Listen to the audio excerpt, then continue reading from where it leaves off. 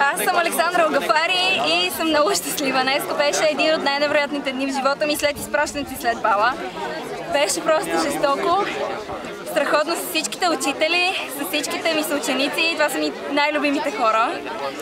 И беше просто едно невероятно изживяване. Всичките тия 5 години бяха едно страхотно изживяване. Защо? Какво ги направи страхотно? Ами защото, колкото и да си мислех след 7-ми клас, че ще ми е тъжно, че това са ми най-добрите приятели и така нататък, ми тук всъщност намерих хора, които съм сигурна, че за цял живот ще ми останат и близки. Въобще моето семейство, моето второ семейство е тук.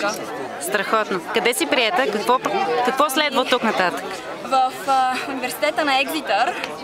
Психология ще уча. И така и сега само чакаме резултатите. От IB изпити? От IB, да.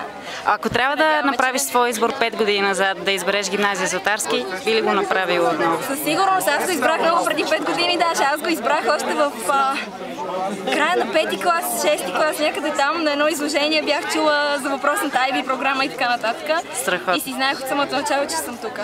Посланието за по-малките? Моето послание е: радвайте се на живота с всичките удори, с всичките глупости, които правите. Значи няма как да е също без тях.